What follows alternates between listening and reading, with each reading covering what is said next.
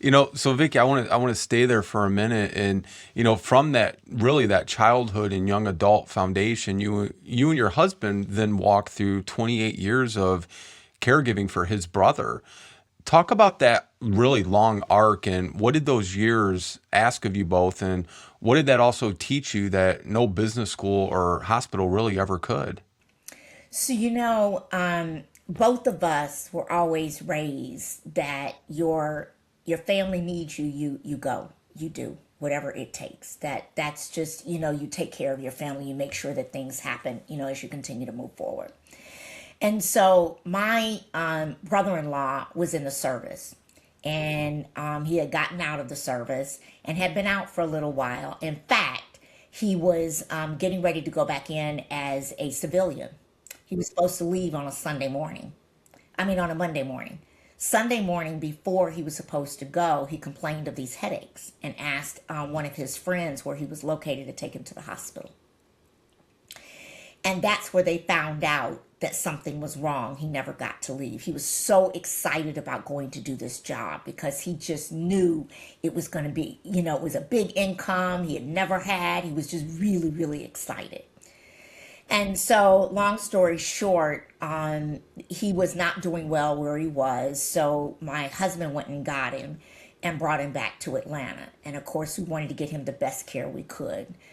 So, we brought him to Emory. And Emory started running a lot of tests and all of that. Come to find out, they determined after so many tests and going through agents in the CDC, he ended up with viral encephalitis of the brain. And that gives you a cognitive disorder. Now, the doctors had told us he wasn't going to live. They told us that, you're going to have to put him in a facility, you're going to have to get him ready, but he's not, you need to be prepared.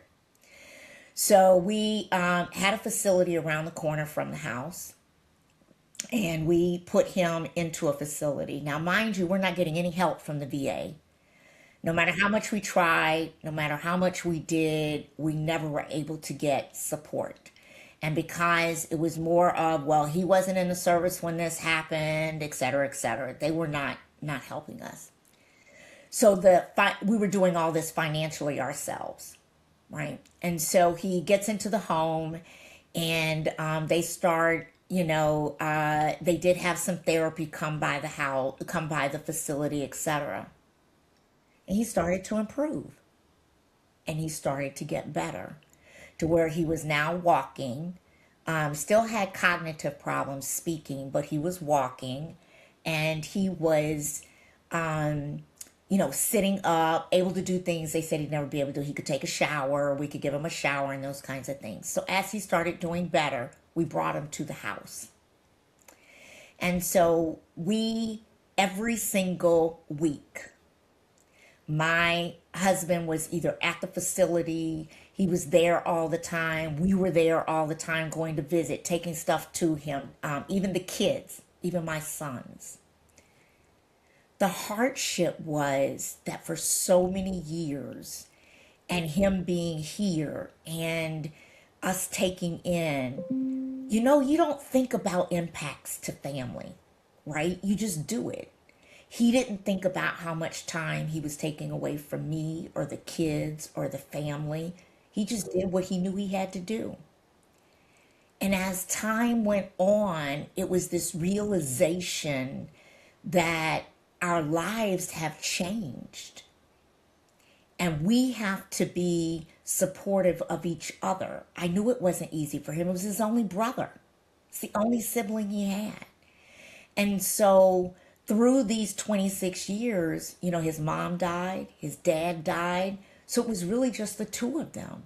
So going through all of these changes in the trajectory of the change, the emotional heartache on him, the emotional heartache on me, the hardness of what we're going through as a family financially, the things we're doing, we just did it.